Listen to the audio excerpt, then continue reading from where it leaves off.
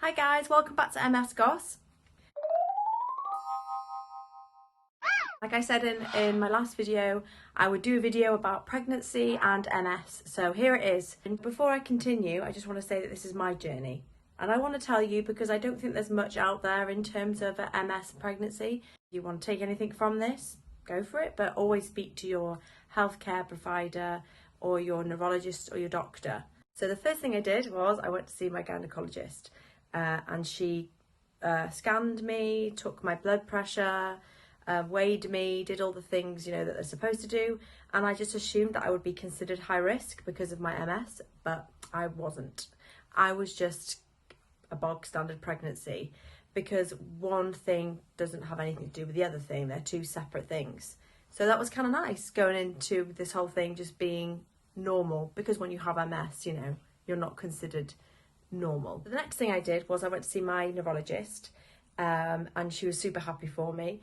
And I said, so what happens now in terms of my medication? And she said, well, you just won't have your next dose. So then I said, do I stop with my vitamin D? Like, what do I do? She said, no, you just stop all medication, but you should continue to take your vitamin D. So that's what I did. But in terms of having MS and thinking it might affect my pregnancy, they are again two different things. So my MS didn't affect me getting pregnant. It wouldn't affect me, carrying a baby and, holding a baby in my belly. So that was, again, it was a nice thing to know that I was just considered like normal and healthy and just to kind of get on with my pregnancy. So I don't know why I thought this, but maybe I'd read it or misunderstood some information. But I assumed because I had a weakness in my legs that I wouldn't be able to give birth naturally. That wasn't the case. I gave birth naturally. I pushed her out and there was no complications in terms of my, delivery. I had an epidural when I was like 8 centimetres. And I mean, I can't speak for everybody and I can't speak for somebody who doesn't have MS, but I didn't feel like it affected me to the point where I couldn't move my legs or I couldn't get up for days. I had an epidural and maybe an hour, maybe less than an hour later, I went to the bathroom.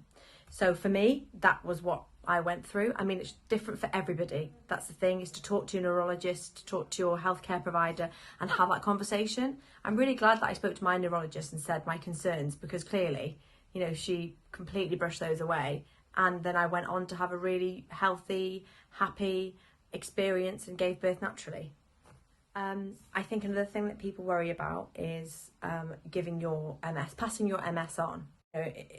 That's a big concern for people. However, I looked it up and there is only a tiny increase that your child would get MS over somebody who doesn't have MS. Like it's not a genetic, it's not hereditary. Both my parents do not have chronic illnesses and I have MS and I have a very big family. And so I'm the only one with multiple sclerosis. So that part never really came into my mind because I thought about my own background and my own parents. So I know that it wasn't something that I needed to worry about. Obviously, if you're worried, you should talk about it and you should speak to a specialist. But I knew that there would be only a tiny percent increase that wasn't really worth allowing it to dictate to your decision as to whether you want to have a child or not. Now, I know everybody's different and I am speaking for myself, but I didn't want to breastfeed. I wanted to go straight back onto my drug. I felt that was the safest option for me, and so that's what I did. I know that some people can, breastfeed and not take their drugs.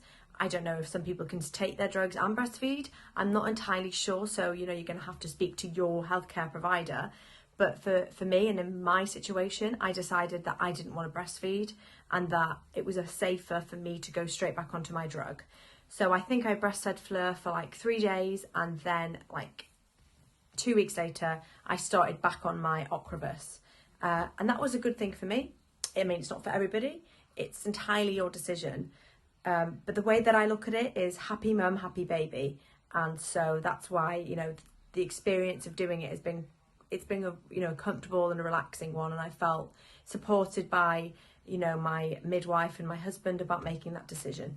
So yeah, that was my MS and pregnancy journey. I hope it was useful. I hope it was interesting. And if you've got any questions, please, put them in the comment box and I will read them. And maybe next video I could do like a Q&A, and that'd be really cool. In fact, 3 years ago I did a video with my friend Leah, who was pregnant and has MS. So I'll include the link so you can have a little look at that, because that was also helpful, really helpful. But yeah, at the end of this, I have a beautiful, beautiful baby girl, and it was a wonderful experience, and I'm super happy to start this journey of being a mum. It's great. Anyway, have a really good weekend, and I'll see you next video.